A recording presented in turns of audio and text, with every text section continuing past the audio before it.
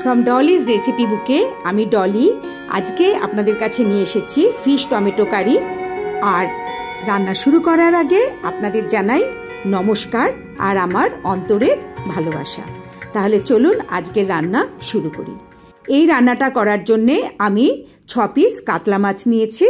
আর এই মাছগুলো আমি এখন বেশ কিছু মশলা দিয়ে ম্যারিনেট করব। তার জন্য আমি হাফ টিস্পুন জিরের গুঁড়ো দিয়ে দিলাম। আর এখানে প্রায় 12টা থেকে 13টা মতো রসুনের কোয়া আমি পেস্ট করে নিয়েছি। এখানে রসুনটা একটু বেশি ব্যবহার করব। আর 1 ইঞ্চি আদা সেটাকেও পেস্ট করে নিয়েছি।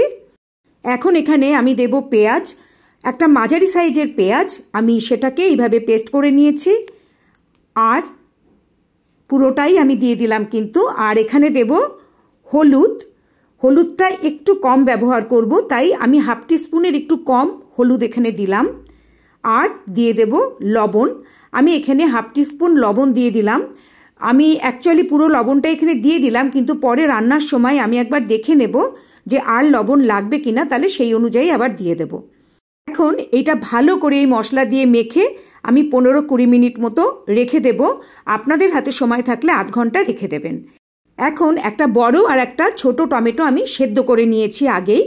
আমি মাইক্রোওভেনে সেদ্ধ করেছি, আপনারা চাইলে জলে দিয়েও সেদ্ধ করে নিতে পারেন, কারণ এই চোকলাটা ছুলতে হবে, সেই জন্যে মানে খোসাটা, টমেটোর ওপরের খোসাটা কিন্তু ছাড়িয়ে ফেলতে হবে, ওটা সেদ্ধ না করলে ছাড়ানো যাবে না। তাই সেদ্ধ করে নিয়ে এবার আমি টমেটোটাকে ভালো করে চটকে নেব, সুন্দর করে একদম মিহি করে চটকে নেব। চাইলে এটা কিন্তু মিক্সিতে দিয়েও পেস্ট করে নেওয়া যায়। মোটামুটি এইভাবে দেখুন আমি করে নিলাম। এবার এটাকেও আমি সরিয়ে রেখে দিচ্ছি, মানে আরেকটু করে নিতে হবে, একটু ভেতরে দানা দানা ছিল তাই আরেকটু করে এবার এইগুলো রেখে দিলাম। আর ওখানে লঙ্কা পেস্ট করে রেখেছি আর কটা আস্ত লঙ্কা রেখেছি, এগুলো পরে আমি ব্যবহার করব। এবার আমি ফ্রাইং প্যান গ্যাসে বসিয়ে 1 চামচ মানে 1 টিস্পুন ঘি দিয়ে দিলাম। এই রান্নাটায় কিন্তু একটু ঘিয়ের ব্যবহার হবে। আর 3 টেবিল স্পুন মতো সর্ষের তেল দিয়ে দিলাম। এখন এটা গরম হওয়ার পর এখানে আমি মাছগুলো, ম্যারিনেট করা মাছগুলো ভেজে নেব। ম্যারিনেট করা মাছগুলো ভালো করে এপিট ওপিট আমি ভেজে নেব। এখন আপনাদের যদি এই রান্নাটা ভালো লাগে তাহলে আমার এই রান্নাটা শেয়ার করার জন্য, লাইক করার জন্য অনুরোধ রইল। আর কমেন্ট করে জানাবেন যে রান্নাটা কেমন হয়েছে। এবার মোটামুটি এই পিঠটা হয়ে গেছে, আমি একবার উল্টে দেখে নিচ্ছি, কারণ বেশি ভাজলে কিন্তু মশলা পুড়ে যাবে। আমি কিন্তু মিডিয়াম আঁচে মাছগুলো ভাজছি, খুব ভালো মতো দেখুন হয়ে গেছে। এবার তাই মাছগুলো আমি উল্টে দিচ্ছি। আর এবার এই পাশটাও খুব ভালো করে করে নেব। আমি কিন্তু মাছ ভাজার সময় মিডিয়ামে গ্যাসের ফ্লেম রেখেছি। আবার এই পাশটা করে নেওয়ার পর এখন আমি মাছগুলো উঠিয়ে নেব।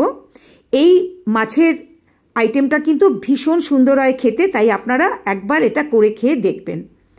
আর আমার রান্নাটা ভালো লাগলে সাবস্ক্রাইব করার জন্য অনুরোধ রইল। সাবস্ক্রাইব করা থাকলে আমার পরের রান্নার নোটিফিকেশান আপনারা পেয়ে যাবেন। মাছগুলো ভেজে তুলে নেওয়ার পর এখানে আমি আবার 1 টিস্পুন ঘি দেব।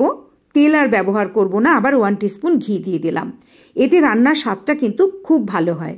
এবার যে মশলাতে আমি ম্যারিনেট করেছিলাম মাছগুলো, সেই মশলাগুলো 2-3 মিনিট মতো এখানে ভেজে নেব। এখন কিন্তু আমি গ্যাসের ফ্লেম মিডিয়ামেই রেখেছি, মানে লো টু মিডিয়াম করে করে আমি মশলাটা প্রায় মিনিট 3 ধরে এটা ভেজে নিচ্ছি। এবার মশলাটা ভাজা হয়ে গেলে আমি ভাজা যে মাছগুলো আছে সেইগুলো এই ভাজা মশলার মধ্যে ছেড়ে দিচ্ছি। এখানে আমি যে টমেটো সেদ্ধ করে পেস্ট করে রেখেছিলাম সেগুলো পুরোটা দিয়ে দিলাম। আর দিয়ে দিচ্ছি আমি যে লঙ্কা পেস্ট করে রেখেছি, এখানে প্রায় 4টে লঙ্কা আমি পেস্ট করে রেখেছি, সেটাও দিয়ে দিলাম। আর তার সাথে 4-5টা আস্ত লঙ্কাও দিয়ে দিচ্ছি। ঝাল আপনারা আপনাদের সুবিধা মতো ব্যবহার করবেন। আর এখানে গরম মশলা দিয়ে দিলাম 1/4 টিস্পুন। এবার ভালো করে এগুলো মেশাবো, সুন্দর করে এগুলো মাছের সাথে মিশিয়ে দেব। এখন কিন্তু গ্যাসের ফ্লেম লোতে রয়েছে, লোতে রেখে আগে আমি ভালো করে এগুলো মিশিয়ে নেওয়ার পর মিডিয়ামে গ্যাসের ফ্লেম দিয়ে ফোটা পর্যন্ত অপেক্ষা করব। তারপরে যখন ফোটা শুরু হয়ে যাবে তখন আবার গ্যাসের ফ্লেম লো করে আমি ঢাকা দিয়ে এটা রান্না করব। খুব সুন্দর করে দেখুন আমি টমেটো আর লঙ্কা বাটা যেটা দিয়েছি গরম মশলা সেগুলো ভালো করে আমি মিশিয়ে নিলাম। তবে একটু দেখে নিতে হবে যে লবণটা ঠিকঠাক আছে কিনা। যদি লবণ কম হয় তাহলে আমাকে একটু লবণ দিতে হবে। এই রান্নাটাতে আমি কিন্তু জলের ব্যবহার একদমই করব না, তো তাতে কিন্তু কোনো অসুবিধা নেই। এখানে প্রচুর পরিমাণে আমি টমেটো দিয়েছি, মশলাও অনেকটা দিয়েছি, তার ফলে জল না দিলেও গ্রেভি অনেকটাই হয় আর এটা একটু শুকনো করে খেতেই ভালো লাগে। এবার এখানে আমি দেখে নিলাম যে লবণটা ঠিক আছে কিনা। তো টমেটো দেওয়ার পর লবণটা একটু কম কম লাগছে, তাই আর একটু লবণ আমি এখানে দিয়ে নিলাম আর দিয়ে সেটা মিশিয়ে নিচ্ছি। এবার গ্যাসের ফ্লেমটা কিন্তু আমি আবার মিডিয়ামে করে দিয়েছি। একটু ফুটে ওঠার পর গ্যাসের ফ্লেম লো করে আমি এটা 3 মিনিট মতো, 3 থেকে 4 মিনিট আমি এটা রান্না করে নেব। এখন দেখুন ভালো মতো ফুটে উঠেছে আর গ্যাসের ফ্লেম লো করে ঢাকা দিয়ে আমি এটা 3-4 মিনিট রেখে দিলাম। 3-4 মিনিট বাদে আবার আমি মাছগুলোকে একটু উল্টে আবার মিনিট 2 মতো করে নেব, কারণ এই পাশটাও যাতে ভালো করে মশলার স্বাদটা ঢুকে যায়, সেই জন্য আরেকবার মাছটা উল্টে এইভাবে আমি 2 মিনিট মতো করে নিচ্ছি। এরপর আমার 2 মিনিট হয়ে গেছে। হয়ে যাওয়ার পর আমি ঢাকনা খুলে দিলাম, আমার রান্না হয়ে গেছে। এবার আমি এটা নামিয়ে নিচ্ছি। খুব সহজেই হয়ে যায়, কিন্তু ভীষণ ভালো খেতে হয়, খুব সুন্দর খেতে হয়। সেজন্য আপনাদের কাছে রিকোয়েস্ট করব যে একবার এটা করে খাবেন।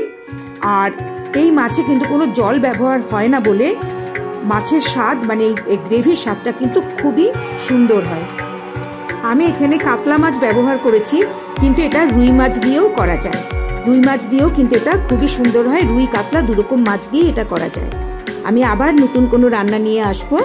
আপনারা সবাই খুব ভালো থাকবেন। আজকের মতো নমস্কার।